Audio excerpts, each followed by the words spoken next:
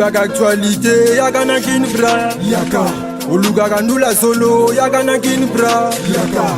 Le logo ya bana Congo, le logo ya bana Congo. Kinbra. Le logo ya bana le monde, le logo ya bana le monde. Kinbra. Oluga kandula solo, yaga na kinbra. Yaka. Oluga actualité, yaga na kinbra. Yaka.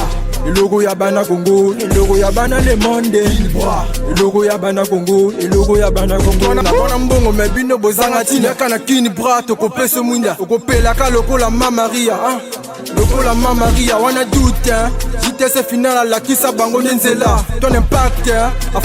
Ouais, Kinvoix, émission culturelle 100% congolais présenté par JTS final, le système emblématique des médias congolais.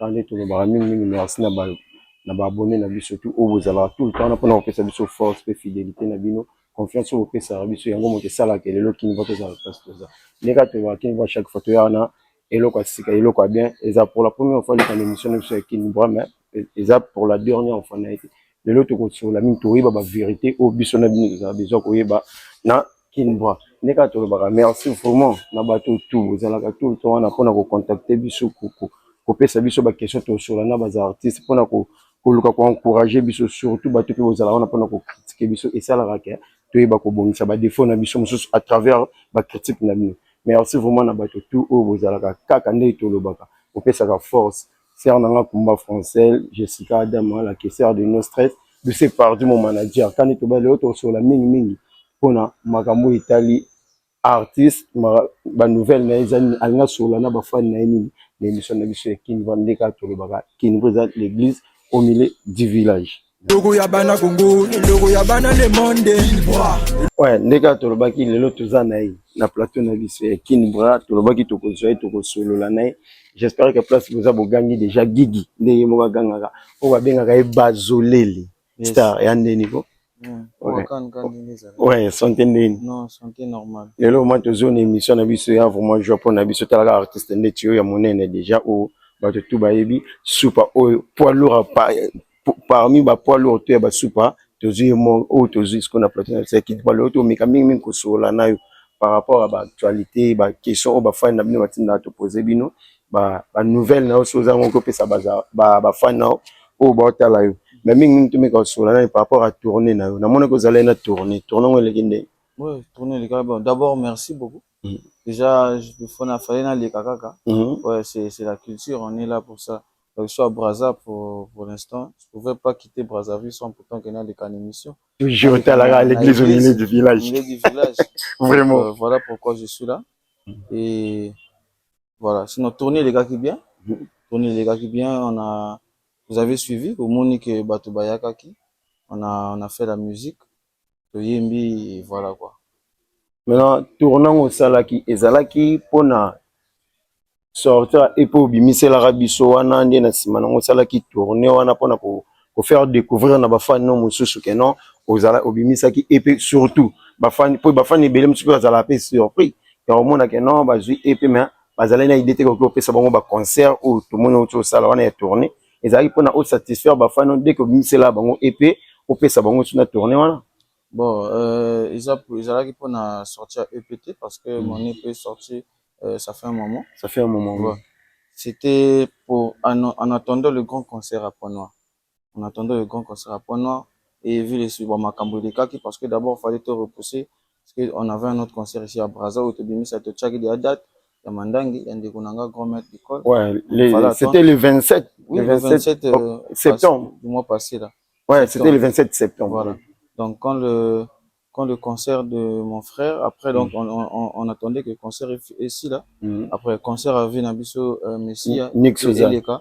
Après ça, tu lancer ce qu'on date. Mais vu ma Kambotu, Leka, je vois, dans le réseau, bazo tagué, bazo, c'est la réaction, par rapport à les dates et tout. Tout est carré.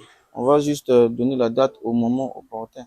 Parce que, c'est bien, donc, il faut tous la base esprit en place. Comme ça, tout enchaîner balamo qu'on a makambongo. Sinon, tourner zalaki pour en attendant le grand concert.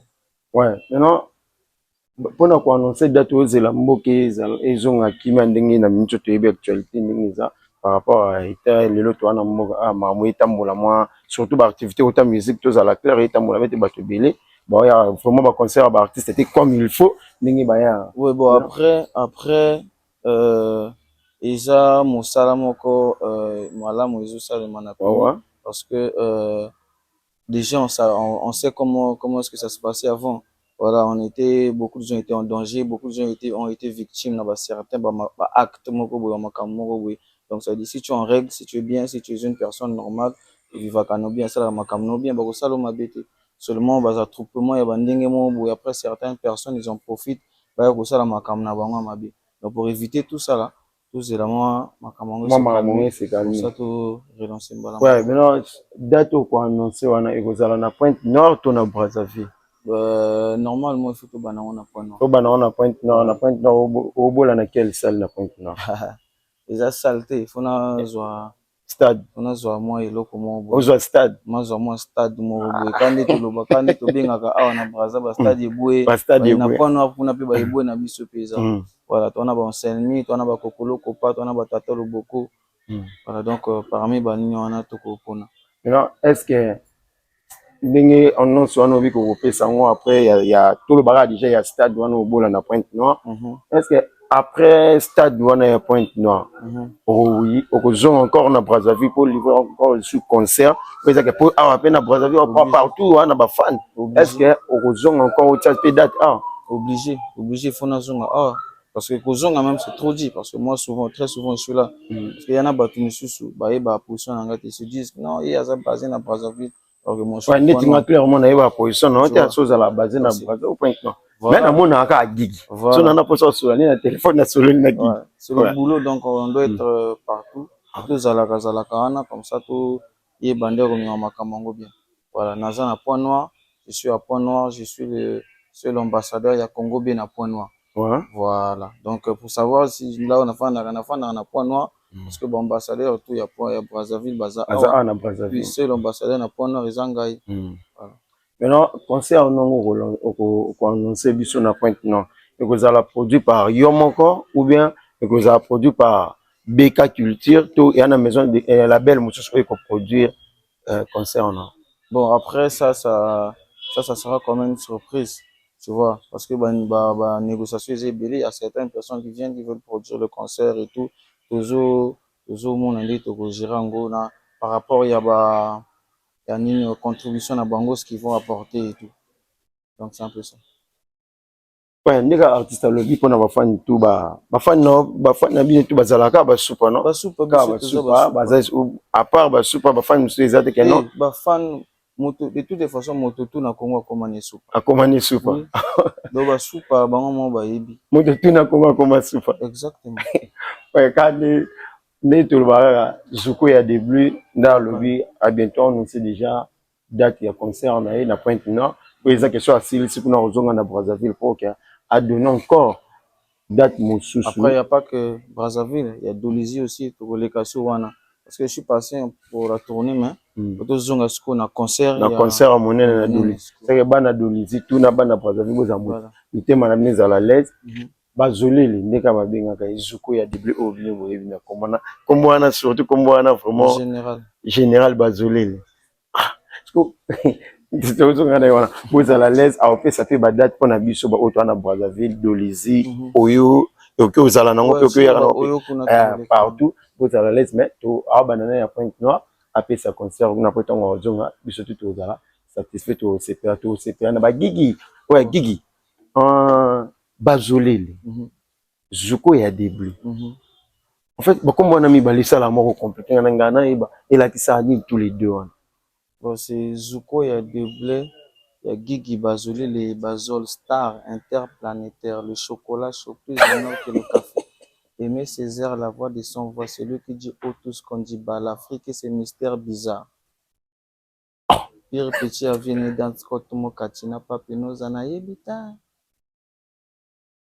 On a tout bakombo na. Exact, tout wana babenga nga na bakombo. Bakombo na yo tout wana après na kati ya kombo na obwaki su bat ba dédicace na kati ya kombo. Na kati ya kombo na nga. Wana tout kombo na nga. Yango wana. Yo bagi na yo mo ka le bosana. Non, moi fois na nga na mona artiste na kati ya kombo na abwaki pe bat ba dédicace na kati ya kombo. Voilà.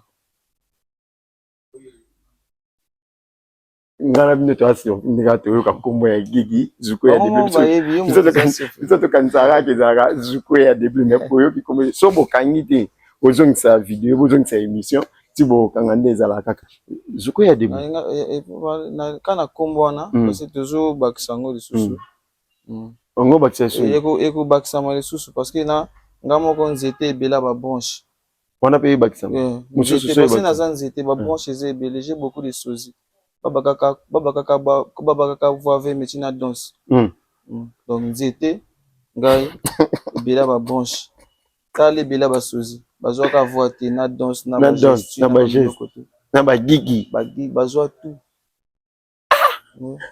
Zuko ya début lelo vraiment sur la mingi pour la actualité pour la makambo ezaki ba fan no bana besoin ba yoka yo ba fan no bana besoin ba yeba donc ça biso que non bientôt qu'on annoncer da concert félicitations d'abord na événement ya frère na bino lema ou la mandang événement na bino lema ou la mandang le 27 na monaki en fait motivation na détermination besoin na mon événement na tong na yi na moni yo bioman RDS lema en fait ceux qui moto ayi concert on a 100 kai ba que non ceux qui moto mon concert on a les mêmes jours 100 kai ba affiche ne bi melaki anga ba que concert on a bino anga ba mokolo concert déjà pour na amour au bozanango entre bino ba soupa pe na moni plus de 3 heures du temps sur scène waka na énergie bo pesa kaka énergie mo na ba fan o ezake non bato moto soka kotika na mitano batamusu ba matika ce que tandis que bo matai kala elo ni sala que non artiste sur scène en plus live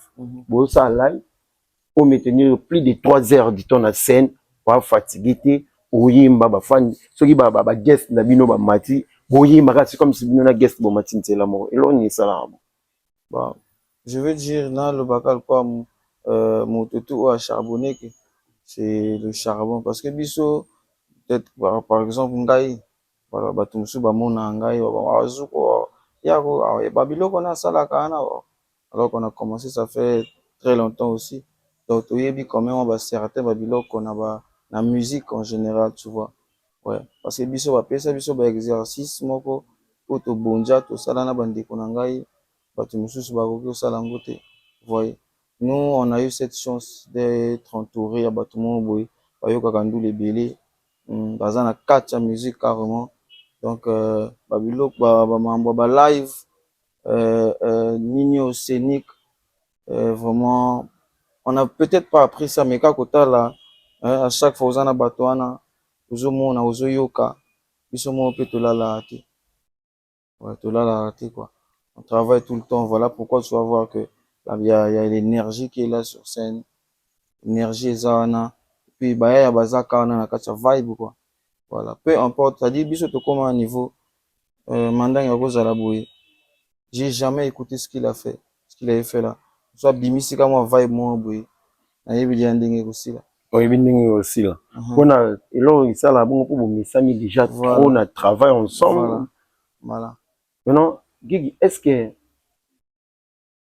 Gigi azalaka rappeur ou bien oza artiste complet oza multicolore osalaka tout nalobaki yango na festival bon nabengaka emer festival emer na biso slamov nabaka yango naza rapteur voilà naza rapteur donc narapaka nayembaka mpe nayembaka mpe bien nakoyemba nanga mpe te na baniveau moko boye mais vibe ekoleka toujours vibe ekoleka parce que babiloko ekoyaka bokodécouvrir nga bien na baannée à venir c'est-à-dire mikolo ezoyaka oyo bokodécouvrir nga très bien parce que il faut tout exploiter eloko yango tout mikolo ezoyaka todécouvrir yo c'est comme si on dirait oza na baprojet oyo ozolancer déjà kala te exactement baprojet ezoya baprojet déjà biso toyembaka bon nga nayembaka presque chaque jour tu vois et j'essaie un peu d'attaquer un peu partout okoyoka banzelo moko boye taka na mixtape na mememaki eloko kwa piment petit à petit l'oiseau fait son nid hier c'était ta petite c'était une pied folie mais quand on t'a dit que la go faisait ceci t'as pris ta décision sans même l'écouter pour vendre les piments donc personne s'attendait à ça donc c'est à dire que babiloko moko ekoyaka plus que ce que vous avez écouté. Peut-être que Congolais va nous concentrer na vibe nangaï, mais quand il aura vraiment le temps, pas zoaton, concentrer. Sinon, Egoyaka Jesus, Egoyaka, il y a vraiment casse. Ouais, maintenant Guigui administre mixtape au biso tutoyoka, ils ont une belle chanson na kati, surtout chanson d'ensemble au Boussala ils ont bango non? Bango ouais. Bango maleki biso na nini parce que en fait mais quand on sait absolument couple non na bango ana pona balinga makambo makambo eboyaka bango alobi kazana game abeti mena moni zango balinga gaz mais balela repo biso toleki faki na gaz biso pezali entrepôt bon bafinga biso toyebi batonga biso toyebi banyonga trop pendant que chante kiki bango babule kindoki sont dans le trou c'est quoi aller loba na bango que je vais tuer je crois kiki aina moto pesa kiti je ma fale dis-moi na toyema on a 2022, 2023. Oyo bimisa on a 2000 na mix oui. Na 2024. Ouais, on a 2022. On dirait qu'on a après déjà un projet mon tout ça là on a dolésé à Calabo. Na moment concert à vient biso Black Herman na Vich concert là on a on a reçu ça jour là. D'accord. Tu me conseilles pour la mixtape non? Est-ce que tu as oublié ce mixtape non? On a un météo qui va changer mon œil. On a eu un moko. Évolution non? Et tambola qui bien ou bien ezala qui n'a pas problème sur kala qui on a ma tu vas découvrir en bien bien. C'est comme si on dirait ezala qui problème à promotion. C'est comme si yo moko bané tant qu'on bimi so gérer sous projeté tant qu'à bango et beto tiki ba chanson musu bon. Non, pas du tout. En fait, il y en a surtout quand on a mixtape wana il y en a banjimbo misusu o ngamoko des fois ça m'étonne na koma quelque part quoi na balutete il y en a banjimbo o bato ba yebi na mixtape wana o parfois ngamona oh yo même pas ça même pas sûr oui parfois na presta ngote mais quand j'arrive quelque part na concert moi ba demander oui o beta to pola kate o beta boy parfois ngamoko ya na programme na ngate. Donc, par rapport à la promotion, bien sûr que par rapport à mon moment, on a d'être bimisa mixtape, il y avait trop à gérer, il fallait tout bimisango. Donc, il n'y avait pas vraiment un suivi qu'il fallait quoi. Pour la promotion. Voilà, mais Nzembo, et kota. Il y en a bateau à bien par-ci par-là, tu n'as pas Canada, l'artiste, mixtape, étoile, tout ça. Est-ce que face à côté là? Na yomo place ezali lelo mixtape non na vision na yomo ko tango ça la projet ngo bimisa eza place yomo ko bande ko souhaiter ou bien et comment te place yomo ko bande souhaiter mixtape non déjà quand un artiste fait un projet il souhaite que et comment il pull up na niveau maintenant le reste on a il dépend trop nangate parce que j'ai fait le travail qu'il faut en tant qu'artiste oui na yembi j'ai blanchi des nuits pour ça j'ai blanchi des nuits vraiment début sur la fin début sur souka ya mixtape wana ba composition ba prod tout ça la majorité ba projet ça na ba prod parfois na mo pe na zaki na kati wana ya boursa la boye vibe harmon tout début jusqu'à la fin banzimbo tout na moko parce que même monsieur parfois il part parfois studio na ba ya ba voyez donc j'ai beaucoup donné pour ça et ce qui est venu après.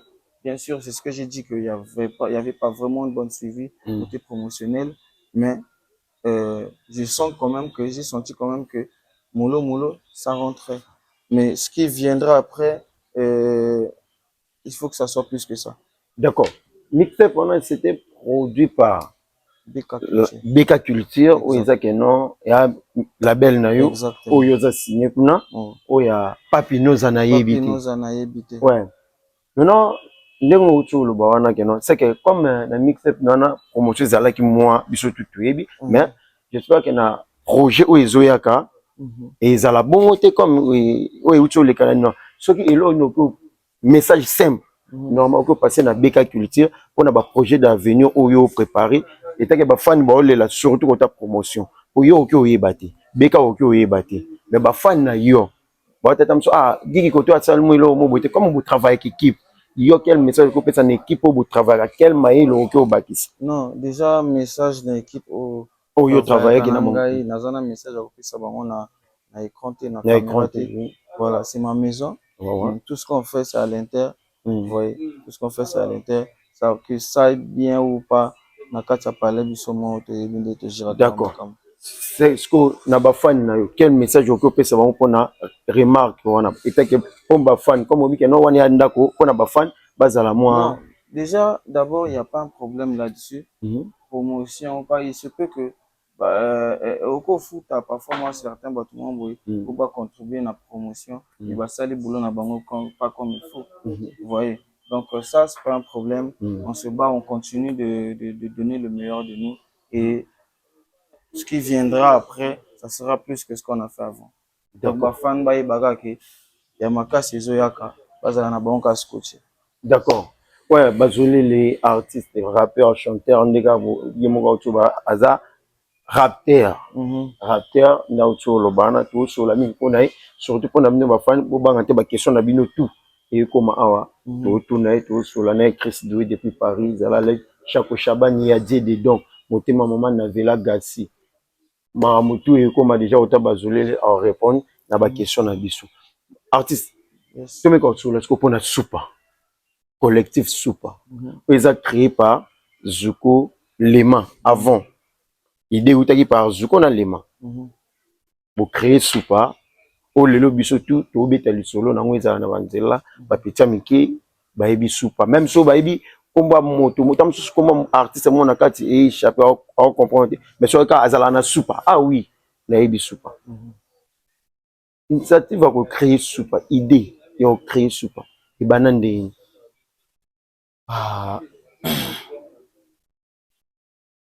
une initiative à créer soupa déjà qu'on était ensemble mon frère et moi les mains.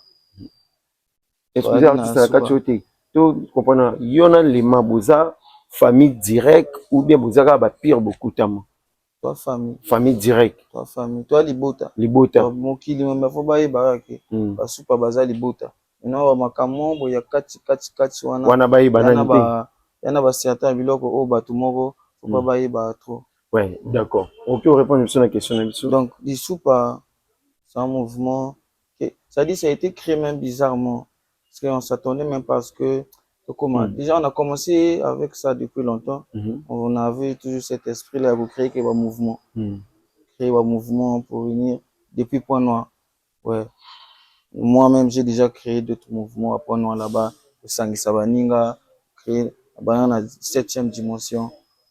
Na sangisaki ba groupe papien avant soupa après on a eu l'idée de créer un mouvement mon frère et moi Lema de créer ce qu'on dit soupa et c'était pour le but de l'autre là ils allaient quoi moi base parce que biloko tout moi j'ai toujours dit ça biloko tout bato basala non base pour recevoir ba artiste ba soupa ba banda kango ça dit Lema et moi voilà pour créer mouvement to bi bon bien en gros di soupa ve superman c'est en anglais d'abord bien dès qu'on a vu sur Carliston Sheringa to pesier il ça to pesier boule il a kiffé to bi bon to zela bandi qu'on a vu sur Killa Vibe c'est celui qui a chanté dans Balabala ou Badman dit commando c'est pas naturel qu'il a bandé voilà Killa Vibe Duke Sosa la Point Noir Nayonka on a commencé à faire na Super House pour recevoir des artistes. On son Lema. Lema ça? On a Lema ça déjà. Oui, on a Lema to créé. On avait reçu même Nick Sosa à Point Noir. On a reçu pas mal des artistes à Point Noir là-bas. Et les invités n'a vu sur les boursiers là qui va MF. Donc quand on a commencé avec le mouvement, mais mon talaga Point Noir, bateau appuyer sa force, pas trop. Donc sinon, non, ça là freestyle, qu'on filmer, qu'on poster.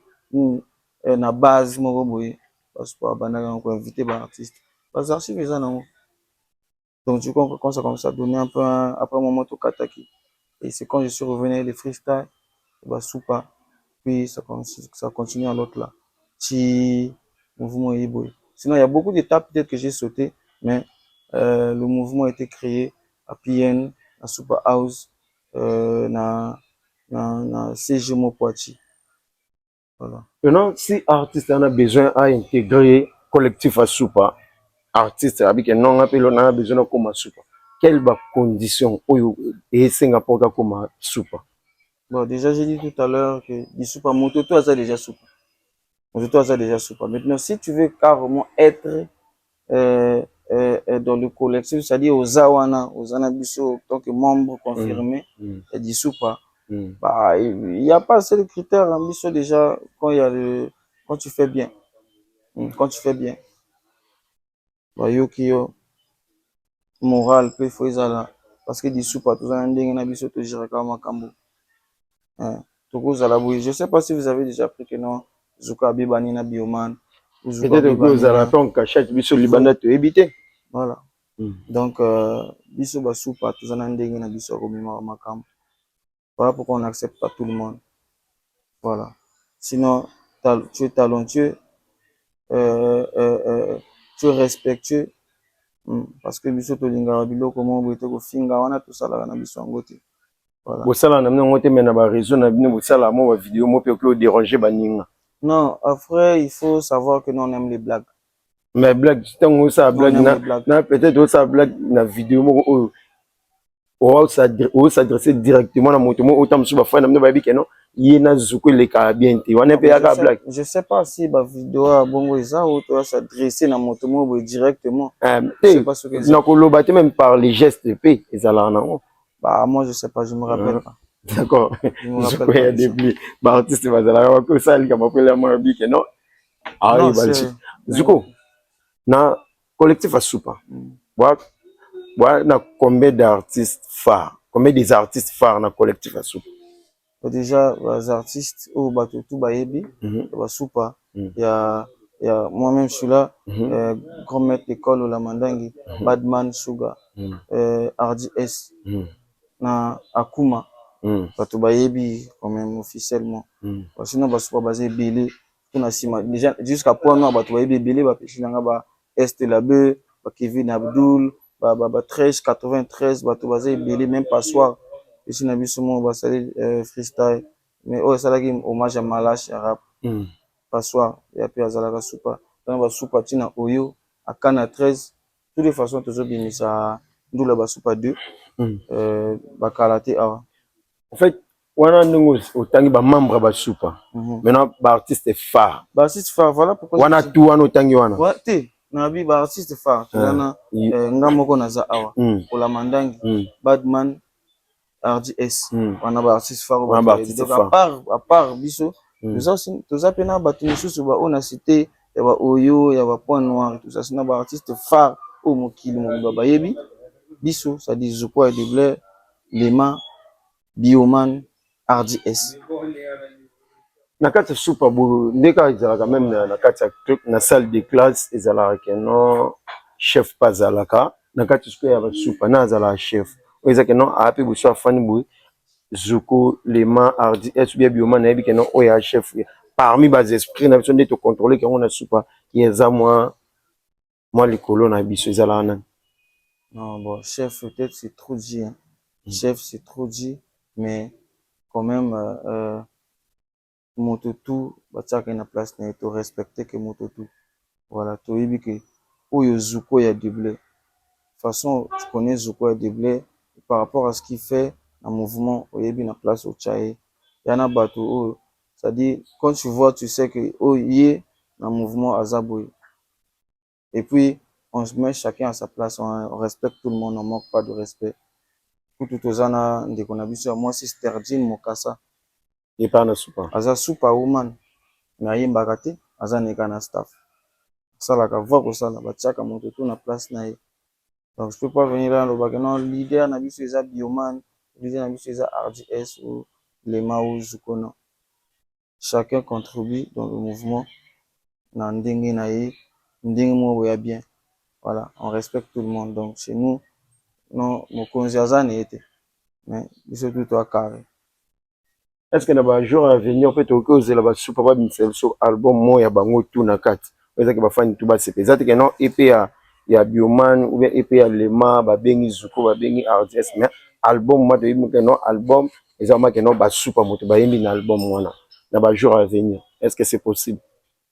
Toi Diana banzembo so non banzembo to a besoin de ta album en commun quoi yango na so Bana banzembo formé banzembo on a bimate. Vous savez, banzembo bimité banzembo basupa. Maintenant là où il y a Zuko et WRDS Bioman Lema. Parfois Zuko RDS Lema Bioman Akuma. Bana banzembo déjà. Vous voyez. C'est juste, c'est-à-dire défaut on a trop de presque chaque jour. Vous voyez, banzembo ça. Donc bakalate besoin na bino pe beaucoup j'appelle moi projet mon boy. Même quand il y a même 5 titres ou 7 titres, mais il y a vraiment qu'à se pousser comme bas. On fait les choses mollo parce que chacun de nous a un macambo de là où gérer carrière, tout ça. On essaie de faire la part des choses.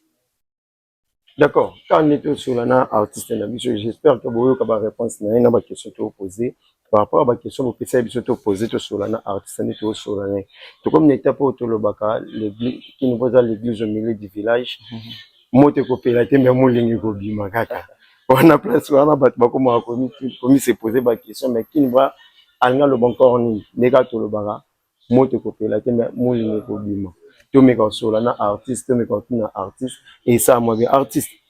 Les lots, dans le Congo, on a concert réseau bêta fort, surtout précisément dans Brazzaville, où il y a Basta de Bétama, où il y a rappeur, bêta, chanteur, bêta, dernièrement, frère Nayo, Nick Souza, au bêta stade, stade au biseau tout aux alliés, au Monaki. C'est comme si, après concert, il y a Nick Souza, il y a stade de Bouy.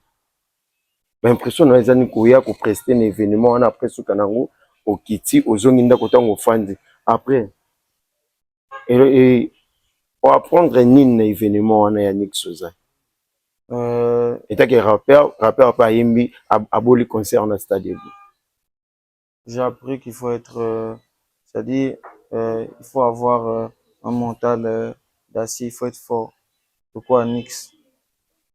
Parce que moi, je vois pas le côté où bateau peut-être bailli et belité ou comment. Parce que nous tous, on savait que façon beau qu'ils ont kende, hein, bateau bima trop te mikolo. Ça, on voit pas se voir la face. Bateau bima belité. Et puis, en ce moment, pour que ça la les gens, ils pouvaient aussi annuler. On devrait rien faire. Bateau balinga le côté bateau balinga normal. Non, ah ouais, c'est bon. Tout cela et se calmer comme ça, tout l'ancien Bahamoko.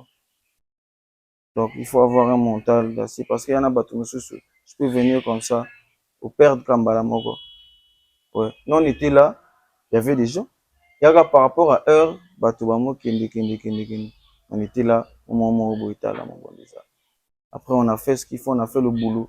Baobaki, si on invité même quelque part, ou bien sûr, moi, fait, même festival, même n'importe où, sur mon tomo, parce que les artistes, tu fais ton boulot. Donc, nous, c'est le boulot qu'on regarde. Tout le monde a encore me soucier. Pourquoi vous ne me posez pas des questions par rapport, je sais pas, il y a comment il a chanté, performance. Non, mais tant qu'on a posé une question, ça veut dire qu'on a posé tout mal à mon corps pour répondre à tout. C'est pour ça que après événement, on a l'impression les années. L'impression, c'est-à-dire, il y a le bousseau mental d'acier. Et puis, il faut tout travailler vraiment pour avoir, tout comme on rappelle, un niveau moins il y a aussi la peine live. Voilà, parce qu'il a fait le live. Il a fait le live. Quand tu écoutes, c'est la même voix. Même voix. Ouais. C'est comme si, soit tu me dis sur le rap pour un concert à Nick Sozai, c'est comme si après concert à Nick Sozai, l'artiste est belé, critiquer Nick Sozai, l'artiste est belé, comment régler compte na bango à travers un concert à Nick Sozai, il a invité au Bayakiwana, et tout le monde en internet, excusez-moi, ce côté en combo, il y a Sam Samurai, artiste Oyana Poto, après concert à Nick Sozai, à me critiquer Nick Sozai, à bengi wazé quoi, que non, mais quand ça vraiment, les chants de paroles, mon oui. Oyo Sam Samurai soki toki autant eloko akomaki rapide excusez biso Sam Samurai awabingi waze quoi Nick Sozai à répondre mais message Nick Sozai a répondu c'est comme si il dérangeait encore Sam Samurai à répondre les choses que non alobi Nick Sozai t'a perdu hein Nzadi on ne pleure pas c'est interdit de pleurer tu es un homme toi aussi sois fier de toi et de ton travail tu ne peux pas perdre facilement comme ça. Moral, en tout cas, je compatis à Oazé, quoi, bien Oazé, quoi. Biso tu te dis que non, Oazé, quoi, ça, artiste à RDC, à Boula Stade des Martyrs, à Salarampiaka, Bato Bayati. Tu évites Sam Samoa, c'est quand même chose à épona, à oui, Bato, Salakimpiaka, à Salakimpiaka, Bato Bayiti, et t'es artiste, artiste et rappeur, tant qu'on a bloqué deux rappeurs, il y a les Congo, Bazo, soit dans Internet, message ne cause à ni pour avant. Bah, moi, sur ça, j'ai pas un message à passer. Parce que on a bah compte na bango et bango mi bali. Voilà, je sais pas, elle donc moi j'ai rien à dire là-dedans. Moi, mes impressions, je peux donner par rapport au conseil, ce que j'ai donné. Sinon, guerre, il y a deux personnes, on a côté, na évité. Quand on regarde à deux personnes qui ont été évité pour après concert, on a bablo chacun donne son avis, chacun dit ce qu'il pense. Et chacun dit ce qu'il pense par rapport à Ndenge Amoni, concert, par rapport à sa relation avec le propriétaire du concert. Donc voilà. D'accord. Lelo, tant que fan au monde na ba artiste ba beta ba stade. Il était que moto au participer na ba stade belé ou ebeti na ibwe, il était invité. Lelo, ko bola concert na stade. Eza pona ko beta kaka concert, bato ba mona ke zuku ya debla beta ki concert na stade ou bien ba o beta concert na stade parce concert moko historique to ebiti. Il était que artiste au pena to beti mais au participer na ba événement wana. Ko beta concert na stade, ba beta rango pona ni. Pour que na carrière na yo otika quelle histoire? Bah déjà histoire, il faut que comme histoire, il faut l'écrire. Donc pour écrire l'histoire en tant qu'artiste, il faut que ça la biloko to wana et puis on fait pas parce que X a fait. Sinon quand je te bola dia ba concert depuis kala. On fait pas parce que Y a fait. C'est pas parce que oyembi moi bo moi boy pas fait coach ah au moins ça m'a mbango pouf pour ça la concert après je sais pas parce qu'il faut ça la rappeler bien tracé ah quand il est sorti il a fait tant d'années abimisi tel nzembo bien sali moi EP bien salari moi boy paf après à salari concerné à liboso après à sali boy on peut pas faire les choses parce que X a fait ou Y a fait. Donc pour moi, bah concert ils ont comment il faut la mémorable, il faut éthique à la historique. Donc quand je fais un concert, je m'attends à ce que bah tout ya kapona ba yo kandoule. Même si tu peux avoir certaines chansons au bateau tout est bateau bien mais baza calme bazo yo kayondenge aux expliquer que voilà, faut ils la bongo normalement. Quand nous que concert éthique à la historique, est-ce que on peut se biso ba critère? Oui, ça là que non concert à monter à la historique. Quel ba critère oui sengaka pour que concert à monter que non concert on est historique. Et ça que concert on est historique. Bah déjà ils en a par côté à remplir par exemple, côté à full, voilà parce que historique, ils ont des images non, images faut ça image pour les bien faut ils a peut-être plein, même s'ils ont plein mais moi bon déjà quand tu rentres déjà entré, et ça là quelque chose, retour à full, et ça là quelque chose, donc voilà quoi. Continue histoire, bah yebi ko ça là il concerne yo bien, bah tout bazala ki wana, bah yemba ki na yo, c'est pas que ok na concert tu t'ennuies. D'accord. Ma concert au Tchobeta Stade de Boué, il y a Diesel Good ça était 2 jours dans Stade de Boué. Tidiane Mao au Tchobeta 3 jours dans Stade de Boué. Nick Souza au Tchobeta dans Stade de Boué. C'est l'un parmi 3 artistes qui va concert dans Stade de Boué. Concert nan Oyo Monaki. Autant au Talbo Moni, au vu que non ah concert vraiment il concert historique après 10 ans 15 ans ba au Lobela ngora. Et ça n'a pas à comme on à 100%, mais comme déjà permis il y a critères où petit biso à na minute. Net concerne parmi les 3 artistes de Tangi, Diesel, Tidjane, Nick Soza. Déjà moi je peux pas comparer tous les concerts là parce que déjà il y a eu des difficultés dans moment moko. Déjà na histoire et les kamboka oyo. Ça il y a non mais tous les 3 allaient avoir difficulté non non tous les 3 il y a Diesel les gens qui a difficulté déjà peut-être qu'on a un moment bien 2 jours voilà donc il quoi bien un moment bien juste pas bien un moment bien non ce côté moi comparer tu vois Sinon, biso to yebi que concert à Gucci les gars qui bien. Concert à Gucci les gars qui bien. Vous savez, vous voyez. Donc c'est un peu ça. Moi je préfère peut-être bah concert il y a avant, quand on a un moment là, tu vois. Sinon moi je suis pas là pour juger les concerts. Chacun fait des pleins ou comment, tu vois. Mais la majorité des gars qui ont fait, ça là qui bien. Comme tu as dit, moi-même j'étais là, j'ai vu. Retour à ma foule. Voilà. Zuko ya début toyoka nzembo mo boya. En fait, question na ngeza on dirait soki moto nga invité Zuko na moi fit mo on dirait bokendaka mingi moto moko te na supa. C'est comme si bokenda mona moi 2 3 na nzembo ya moto mo so abengi ou bien ezalaka choix ya artiste abengi bino bosala ne fit ou bien bino moto bo imposer que condition que non so fit ni to que moi 2 mois 3 ya ba supa na fit. Non, moi je crois pas que c'est comme ça. Les artistes moto abengi bino ta sala choix que non na besoin na RDS na Zuko. Non, moi je crois pas que c'est comme ça que si ba bengi supa moko photo kende 2 3 pour na to yemba na kasi, je crois pas que c'est comme ça. Tu peux me donner par exemple à banzembo ngo? Non, en fait na tout bon parce que na mona on dit artiste ba artiste belé soki ba oki ba yembi na ba supa moi comme ça na moi des supa na kati. Ouais. On a na ba soki za ka choix ya artiste o ya bengi bino ou bien bino mo moto proposer que ah OK on soit ngana RDS to yemba. Non, bon, net par exemple, Nzembo, net, il y a Bébé Nanga. Net, par exemple, Bébé Nanga. Il y a Diesel Bébé Nanga, et on a invité Zuko, et de lui, on a invité Lema. Voilà. Seulement, juste que, Ngai, Lema Nangai, sur une même chanson, on ne nous sépare pas. Toyembaka El Moko. Si tu écoutes la majorité des chansons qu'on a fait, où il y a Lema et Zuko, Toyembaka couple Moko, Bissamibali. Vous voyez.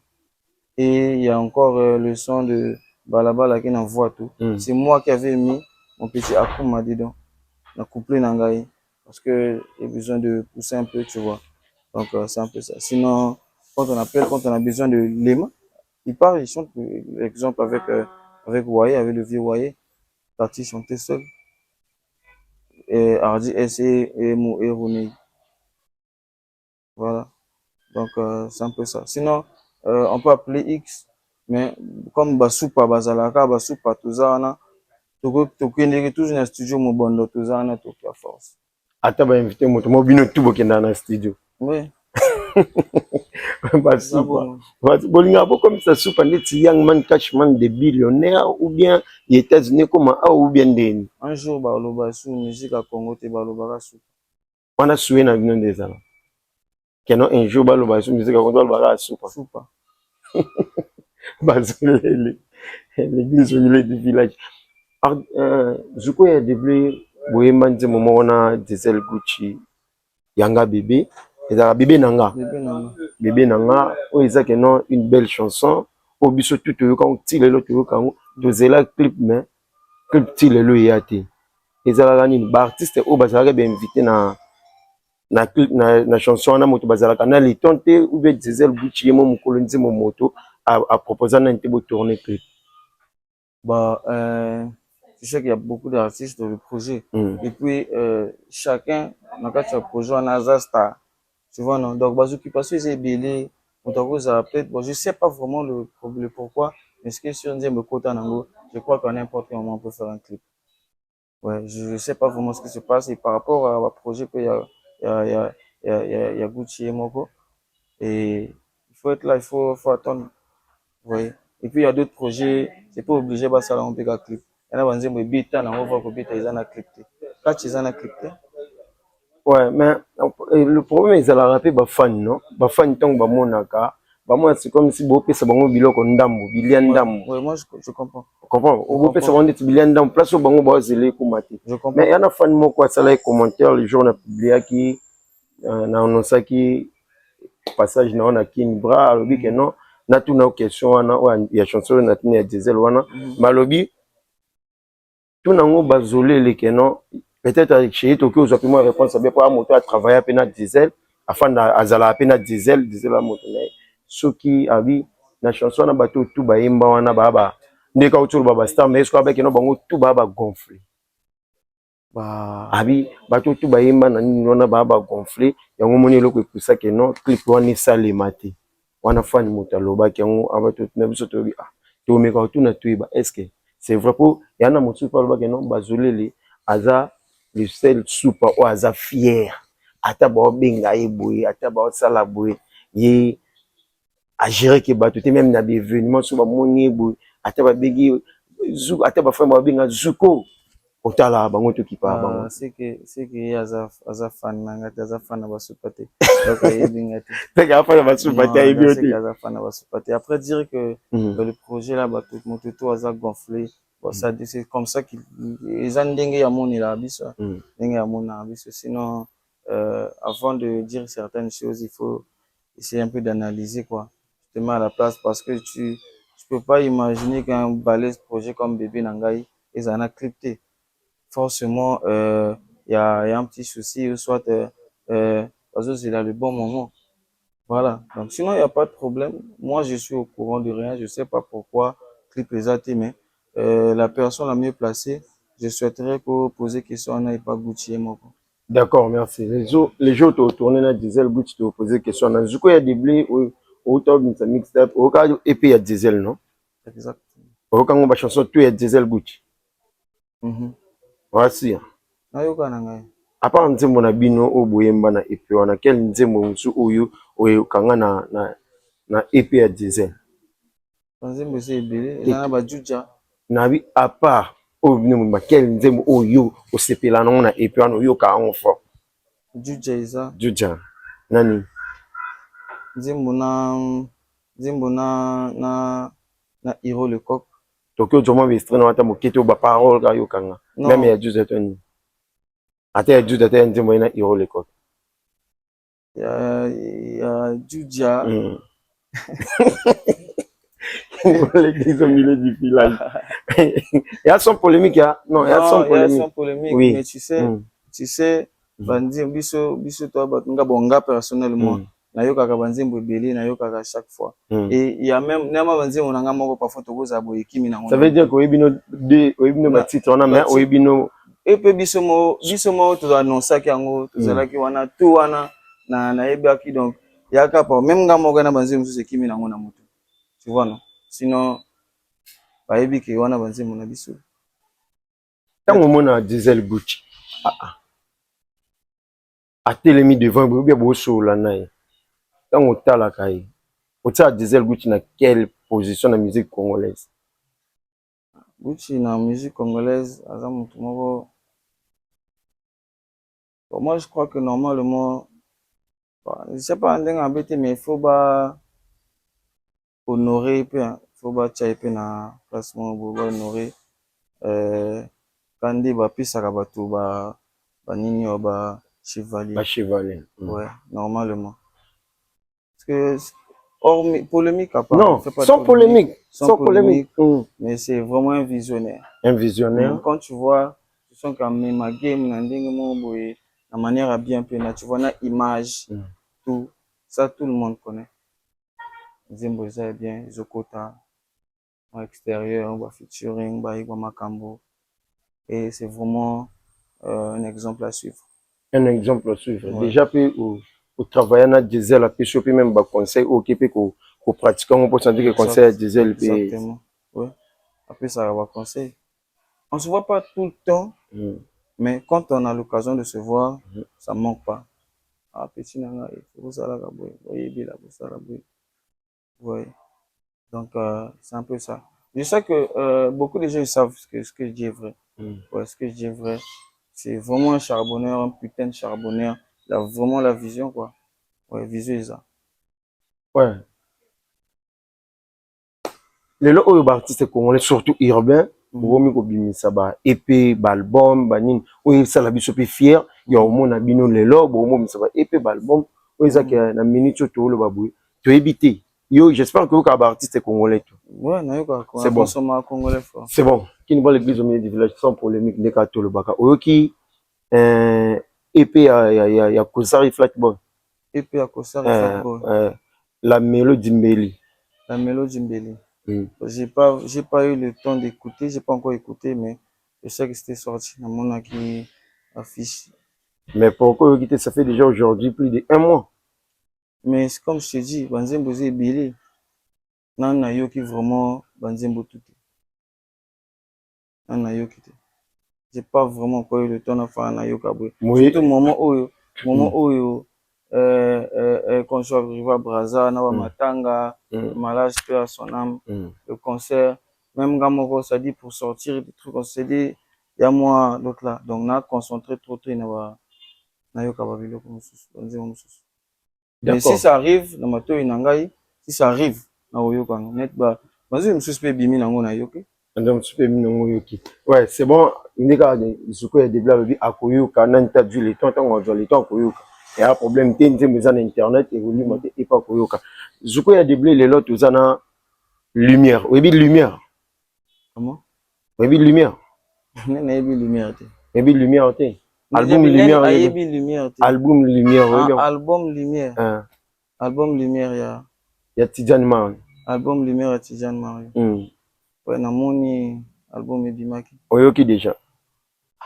Koyoka. Après le banga suna yemna déjà il s'est sorti il y a pas longtemps. Zuko y a des blés, Zuko y a des blés. Ebimaki depuis le 4 octobre les lots na lelo déjà diré depuis ebimaki déjà bino ba artiste bazala bato bayoka bazala bato ya liboso batsa bayoka ba sortir ya baninga bosusu. Ouais. OK, album lumière. Déjà c'est comme j'ai dit nous sommes là pour la culture, tu vois. Ils ont la EP à Bakosa Fatboy. C'est vrai, j'ai pas encore écouté, j'ai vu l'affiche. Mais c'est pour la culture, c'est pour le bled. Aujourd'hui, moi ça me fera bizarre que Motomo Boye à Benga par exemple, c'est un exemple. Je veux revenir sur ce que tu m'as posé. Motomo à Benga par exemple na Bapoto. On a besoin numéro de Kimbra, numéro Kimbra. C'est pas peut-être parce que on a tout à ma troté, au kamate que fona pimba copier sa numéro na ou bien fona bloquango. Au contraire, je vais donner comme ça tout écoute à ma kuna ngana yo pour la culture. Tu vois non? Donc y a rien parce que certaines personnes qui vont se dire ouais ayo karaté pour anini ça, y a rien. Donc tout à ça nous le nena ndenge na ye. Voyez non? Donc album Lumière, j'ai pas écouté. J'ai pas écouté. Mais je vois que Batobazo Yokango fort. Et vraiment force parce que avant c'était pas comme ça. Les artistes urbains ils sortaient pas vraiment les projets, les albums trop. Et puis Batoubaye bien gopé. Tu vois, avant ça passait vite fait. Mais là vraiment les gens ils commencent à consommer congolais et force vraiment. Forcément. Maintenant, est-ce que vous savez que le loco, tandis qu'il y a eu album de Jebimaki, le loco est pour ça qu'il y a eu Kangote. Et ça, ni ça là que non, bah sortir bah EP bah n'importe quel album bah n'importe au journal les temps il y a Kangote. Et là ni ça là bon. Je sais pas, mais c'est pas que nous en pour ça. Kolinga bangote ou bien ko sepela na nzem ba style na bangote tonde. Non. Déjà style, je vois que ici il y a presque tout ça là. Peut-être au moins que non, c'est un rappeur té. Tam sous ba ko ça na flat boy ba na bon ba rappeur mais on dit style na bangote même ngani na ba artiste pe style na bangote sepela ça ngati. Non, ngana yoka tout le monde. Na yoka na consommer pena congolais. Na consommer pena congolais. Mais yana banzimbo misusu parfois na yoki te. Mais eloko nini ça la kenon Zuko adjora le temps ko yoka ba sortir ba ninga ba projet ba ninga tandis qu'il y a pas d'artiste. Nabi na yoka ka banzimbo batuto. Pour le moment nanu na yoki te. Parce que naza concentré na ba certain makambo, je t'ai même dit que même nga moko en ce moment ba projet nangai je suis en train de l'autre là ça de finaliser ça comme ça et bimasco parce qu'on était trop pris. Je suis matanga ba nino le concert et beaucoup de choses, beaucoup de stress. Sinon album je sais que c'est bien, c'est du bon boulot. C'est du bon boulot. Ça a été bien fait. Ouais. Les gars, je crois qu'il y a des blagues autour sur la il y a son polémique, il y a tout sur la mine comme en qui sont des aratoires, vraiment sans polémique. Je crois qu'il y a des bleus aux artistes qui méritent de poser des questions pour ils ont pas fan na bino mo batin dans la Exactement. Comment va la plus grosse tête du Pointe-Noire? Comment? Comment va la plus grosse tête du Pointe-Noire? Mais grosse tête à point noir, star à point noir. Grosse tête à point noir, je sais pas, faut payer ça combo. Je sais pas. Non, oh, biso tutu ebi, oh, à chaque fois, sur le cas, le barrage, non, je suis la plus grosse tête du Pointe-Noire. Non, non, Trésor Bi. Trésor? Trésor Bi. Non, évité? Oui, Je suis pas son producteur, non, évité. Mais bino tu na mintu bwana Pointe-Noire, auto bimisa pe epi na yo kakion. Auto bimisa epi ni mon kalata avant beau la concert na centre culturel si je me trompe pas. Nayoka nzimbo moko. Je crois qu'ils ont Nix. Okakion, c'est pelé non? Nzimbo wana à l'époque, je me rappelle, c'était enregistré Nix comme Nix était là. Comme Nix était là, fallait que Zalawana. Voilà. Mais nabusa un peu refrain on ezalaki. Mo sepela no na nzembo wana. Nzembo wana refrain nini refrain ça va na couplet à Nix. Ça va na sepela nango. Sepela no na sala refrain. Refrain je crois que Nix pas avec na refrain partir refrain. Parce qu'à la base moto oya komaki yango comme akendaki. Là ba pesi moto mususu ayemba. Donc j'ai pas compris mais fallait sco na plané nango comme na planaki déjà depuis là na yokaki moto oya achikaka ngo akendaki wana. Parce que moto mususu moto asalaki yango. Lelo oyo yoza artiste oyo ofana na mingi na Pointe-Noire, surtout na ya ma base no actuellement au place au fana. Tango monaka artiste Trésor Bi. Abi que non, yaza la grosse tête du Pointe-Noire. Zuko azawana artiste belé bazawana. Pona yo, tango mona abon olobani. Bah chacun a le droit de s'appeler comme il veut. Mais sur le terrain, on connaît la distance et les kilomètres. Il y a vraiment aussi qu'il y a na Thérèse ou quoi, des blazars, na téléman, na ilo, comment ils appellent. Je connais des blazars, na téléman. Et puis il y a une chose, je sais pas, je sais pas si les gens ils font semblant. Je sais pas si les gens font semblant. Moi aujourd'hui à Point Noir, il n'y a pas un artiste à route à ceux qui voient pas qu'il y a Point Noir bengangate. Bah il y a Ebélé surtout na Brazza. Oh, c'est parce que bon, comme j'ai dit, hein, il y a certaines choses qu'on ne dit pas. Ouais, avant, il y a un point non. Ah, il y a un moko bien. Bah, il y a un gérer, na tambousi, et tout ça. Koti. Là, bah, zonga sous prochainement. Azu makambo zongi, akobenga soute. Baza ibeli, ah, ba star. Depuis kin pe ba uta, parfois, quand, ba benga, quand. Parfois, les ba koma, ah, bah, il y a moko, ba sécuriser bango, après. Au moins, on a soute. Comme, ah, ngana, pour ça, na kuta mana yo. Donc, bato belé ba star belé ba yaka na pona ba benga ka zuko de blé je sais pas mais pour na ba benga kaka yo il faut ba yiba ya que toi qui est là-bas c'est que zuko ya diblé lelo na Pointe-Noire a comme ba numéro 1 dans marque déposée à Pointe-Noire ndinga mabité mais il y a des gars qui font bien à Pointe-Noire bato bazana bango barapaka ba yemba mais zuko a télémaki déjà wana ceux qui ont mis au ça la classement 3 rappeurs à Makassa à Pointe-Noire et na yo moko na kati ezaka yo moko deuxième troisième quatrième cinquième premier deuxième troisième quatrième cinquième cas zuko ya déblé meilleur rappeur à Makassa ya Pointe-Noire authentique nana style nanga na rappeur na ndenge nanga je veux jamais rapper à leur manière parce que j'aime pas me mélanger. Maintenant, tant que mon bande comme sous na Pointe-Noire ba évoluer tant que ba rappeur tant que mon bango yo tant que zuko ya développé obi que 1 2 3 4 5 ezaka yo lelo oyo tant que mon na bango bazo bimisa ba projet ba bete ba concert ba sala ba boui et le bela yo ni tant que mon na bon Point Noir je sais pas si tu es au courant mais pendant et comment yango bon pas à Point Noir un peu partout surtout so ya na pour ça pull up aussi la besoin le bel faut tu zuko de benakati il faut critiquer zuko ya début oh là kuna c'est le guigui le gars qui fait mal ici pour être connu il faut me clasher ouais c'est pas facile zuko ya début exactement c'est que Pointe-Noire rien à maboko non et tu vois il y en a certains biloko oh ça dit même bino mo faut le bilango faut défendre, faut boya kabasi ato makambo to ko leka loki eloko alobi eloko mo boso je pas de yo boyo lobi te yo ko loba boyite. Ouais, parce que moi j'ai pas peut-être 10 ans de carrière, mais nazo salaka ce qu'il faut, dans ça l'essentiel. Ouais, je donne de la force aussi. Et je donne de la force à beaucoup de gens. Et bango baebi. Et le boulot est là, on travaille, on continue. Mais certaines personnes ne peuvent pas faire ce que je fais. Si à on a ah, nasona yembi peut-être na petit on a bimisa bango alinga mona tika dans l'ombre. Naza moi ni laka donc na banga ki l'autre côté. Zuko ya deblé tout au monde affiche moko circuler na toile, c'est comme si na décembre Zuko ya deblé aux ala na Italie, c'est vrai? Affiche bimi hein.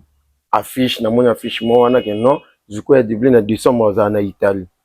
Ah inchallah, si na so kombo eza kuna se. Non, peut-être tozo mona ngo kaka po to mona ki ngo circuler na mon ba page musu pe publier mais que non Zuko ya deblé, est-ce que Zuko ya deblé a avant 2025 ici là on va voyager à préparer on dehors le Congo.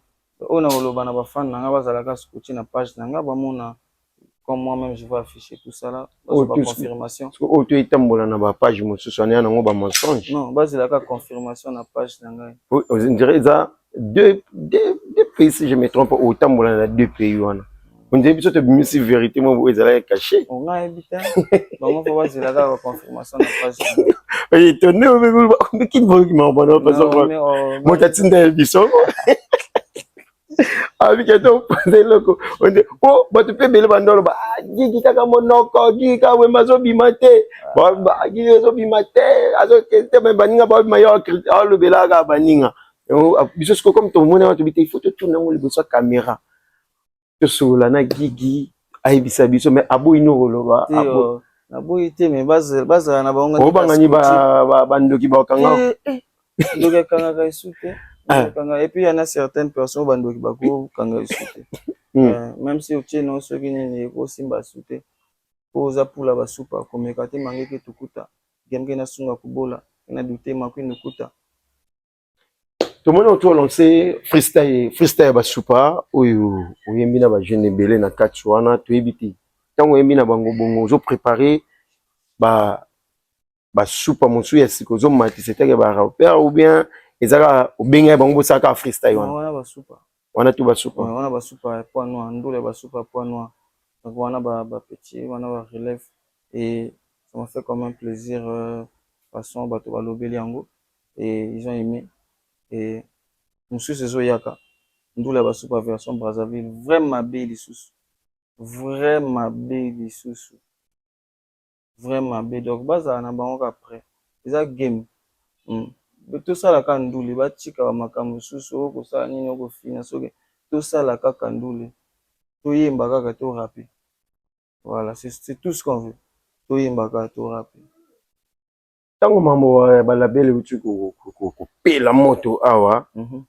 ebimaki non Zuko ya debla zwa 150K lema 150K jamki 150K na beka culture olelo so bameki kolongwa ata basali bango mabe baoki oloba te baoki olonga te so balongo il faut bazongisa mbongo wana après tout monde na freestyle basupa olobeli encore sous likambo c'est comme so pesi réponse na bato ba na ba mambo 150K wana mais quand on expliquer biso ezalaka ya solo que non Zuko azwa 150K na beka culture ou ezaka lelo choqué à déclarer même eloko ou bien eloko moi ça les CPC soit mais que faut zongisa mbongo wana.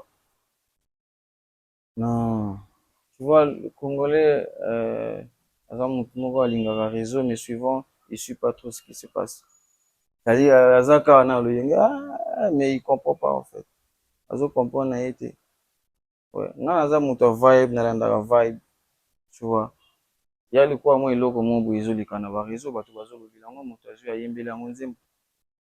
Non, au yembé la monzem, vous êtes ezoleka chez moi, mais chez yo moi. Moi, nazo yakasi. Donc voilà, il faut comprendre que nous avons moral, na linga wa biloko mo boyo bato bazolobela et puis tu peux aussi comprendre que mais il y a le biloko ngo boyende ni c'est que eza nango sérieux te likambo ngo tu vois déjà les problèmes sont ces codes kawana C'est pas que Zuko aliaki ça c'est code KBK ou bien Lima aliaki ça c'est code KBK, non. Un contrat reste un contrat, tu vois, non. On a signé des contrats et contrat ils ont une clause nango. Ouais, contrat ils ont une clause nango. Dès qu'on Jimmy au signé, c'est que ça vous voyez, ce qui vient après, il faut s'entendre, il faut boyokana parce que c'est le papier. Ouais, le cambo droit, ils ont droit. Faut être sérieux avec ça. Vous voyez. Donc j'ai vu ce qui s'est passé. Ça c'est code K, tout ça, avant de zapper, il faut donner ça c'est code K. Par contrat, na biso moto yebi, chacun de nous a son contrat. Ce que j'ai dit là, na yoki yango que ezalaki na contrat les jaza. Alobeli yango, chacun de nous a son contrat. Des fois chez moi c'est pas pareil. Des fois chez Mandang c'est pas pareil. Les jaza, elle a dit que c'est naki, ouais, fallait appeler ça c'est code K avant long. Nga na yemi na haka. Na juste ko rôle papinoza na beke naza papinoza avant mona aider ba petit mais que ça ko fa un peu musa c'est code K. Mona pousser ba petit mais que ça ko fa un peu musa c'est code K. Tu vois. Donc voilà pourquoi j'ai parlé de ça. Sinon chacun a son contrat, j'ai pas dit que de mon contrat c'est ce qui se passe. Maintenant, est-ce que tango yokai tango ka ba bloc on est bimaki po tango po yoki OK on néglige té. Il faut le koyeba. Est-ce que le koyebi o yana source ou bien le koyebi o état que artiste à label Beka Culture tango ka bloc wana o meka ko landelo ba si réellement le ba me bongo que bien papino za lo bagi lo wana que non ceux qui artiste moi ngalo wande wa za na label fa jung après ça 50. Moi j'ai jamais vu le contrat de Lydia Zal. J'ai jamais vu son contrat. Et le jour qu'elle a signé un Nazalagi Nangate, donc je sais pas comment. Non, Kolande la kaka li solo. Oza na label mon robino. Je connais pas, j'ai jamais vu le contrat de Lydia Zal. Et on est dans un même label, mais chacun de nous a sa carrière, chacun de nous a ma kamunaï. Donc moi, je parle de ce qui me concerne dans le label. Donc si ça ne va pas avec avec Jam Kissou, avec Lema, par rapport à son contrat avec le label, moi, c'est pas mon problème. Si ça ne va pas avec moi, ça ne concerne pas Lema, ça ne concerne pas Jam Kissou. Chacun de nous a son contrat. Donc il y a évité banini ba comment na ba contrat baninga. Vous voyez. Donc j'avais pas besoin na kota na luka na source nini, est-ce que vraiment c'est ça non. Bango ba yebi ba close na bango makamna na bango ba sola ikona. Et la société, quand je travaille dans une société avec une autre personne, il y a un problème bazo futa été sur une. Est-ce que yo du moment que yo bazo futa yo ou bien yo travaille non cadre, est-ce que toi tu vas les revendiquer pour l'autre ou je sais pas comment. Chacun de nous sait comment il ramène ses.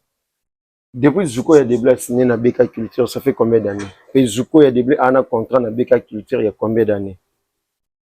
Au artiste c'est tout chose à signer contrat même il y a 2 ans 3 ans ils en ont caché ils en ont que non bon mango que non mototo ayebaka que non exemple une bras a signé na label moko bien na a signé sponsor moko il y a 3 ans 4 ans on est allé na yeba na ngo parce que on biso tout bana ba fan ba yebika que non Zuko na Beka ana contrat ya combien d'années? Non déjà makambo ba contrat on a ba nombre d'années souvent il y a d'autres ils affichent ça eux-mêmes.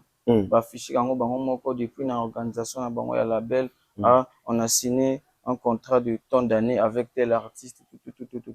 Mais si Beka n'a jamais affiché ça qu'on a signé un contrat avec Zuko de pour je sais pas combien de ans, pourquoi moi je venais parler de ça? Non, eza eloko mabete. Oui, eza mabete. Mais moi je suis en contrat avec. C'est que yo avez publié tam sous que no dire contrat na bino, il faut label bosse bando publier après obi que no tam sous na contrat 2 ans na Beka. Non. Ngai, moi je travaille dans un label, les sociétés, moi je respecte ce qui se passe dans la société. Dans mon label, dans ma maison de production. Vous voyez? Ouais. Aujourd'hui, beaucoup de gens ils critiquent Beka, ils parlent, ils disent du mal. Moi je suis dans le Beka. Donc, Bamakam, et les kakana, je sais que certaines personnes, certaines informations pour que pas changer, on ne sait pas qui suit l'émission, je ne sais pas wapi. Et puis, parce que il fallait que position dans la Beka Culture. Moi, je suis dans Beka, je suis signé Beka, et comme mon contrat va finir, je vais content dans les vidéos. Sinon, je suis signé à Beka, je suis encore là. Zuko de blé ana Beka Culture ndeka tolo bawana au signa Beka Culture aza label na yo et maison de distribution na yo ou bien Beka Culture a produire maison de distribution à Moussous. Non, Beka Culture est label et puis distribution. La distribution na carte. Beka Culture na Zuko ya de blé ba travailler kaneni. Beka Zuko ya de blé a côté ba côté sur studio. Ba yembisi yo.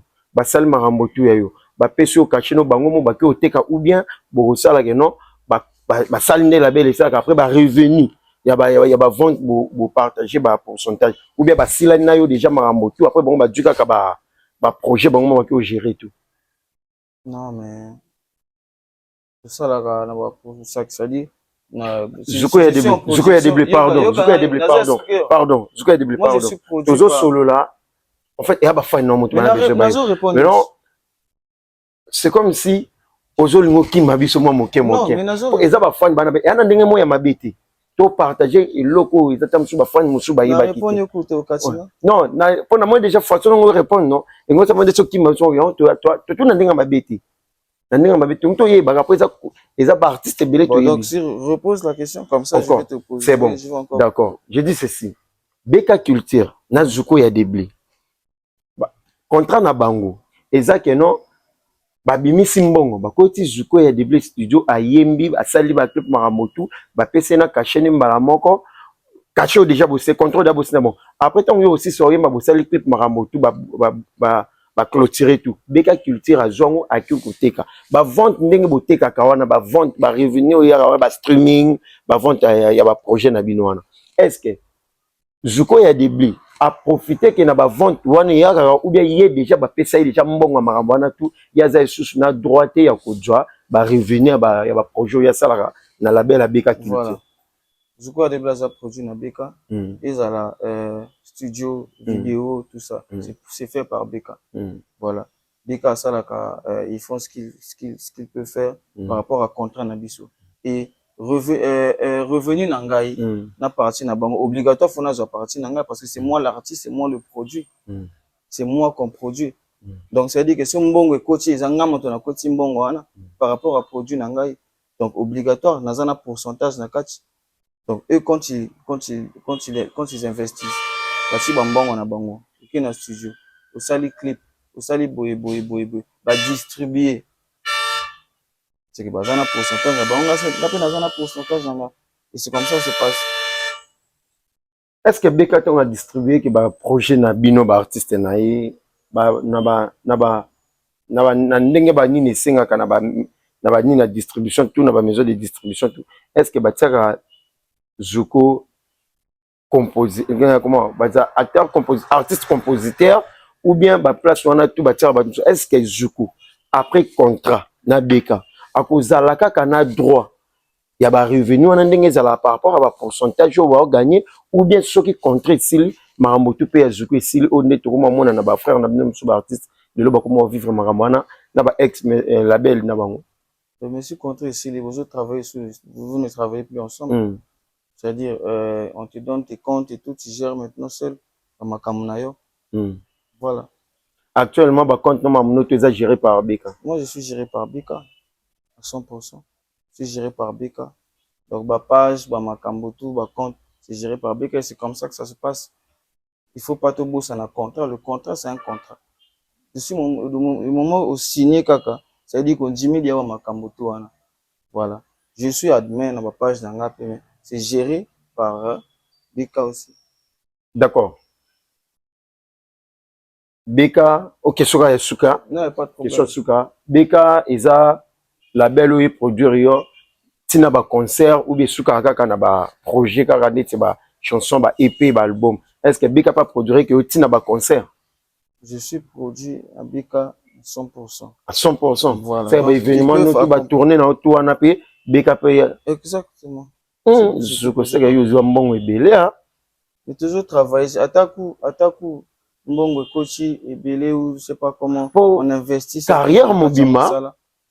On a carrière mon artiste c'est que zo mbongo ebele Beka fino mbongo ebele c'est que bato musupe bana résolve bato musupe mbo ba lobara pour Beka producteur à événement producteur à projet vraiment. J'ai fait combien d'événements? La salle est tournée, là, les autres. Non, attends, 2 événements, Zuko. Bah, après, la majorité, événements, monsieur Swana va inviter, que monsieur va inviter Zuko à double. Il y a marque, il y a Bika. Voilà. Est-ce que ceux qui Zuko a double exemple, on a invité, c'est-à-dire que vous êtes protégé par Bika, on a invité Zuko. Avant d'inviter Zuko, même dans projet. Biso tu toyebi moto ko sa biso te toyebi que non artiste soit protégé dans la belle maison de production mo avant à kendo ça le loco il faut la belle on est là d'accord tout le monde a Zuko travailler qui na ba projet monsieur est-ce que ba pesa ka mbongo ou bien ba revenir ba projet wana ou bien ba collaboration wana et qui na ka chez Beka ou bien chez Zuko et début chacun a sa partie, chacun son pourcentage.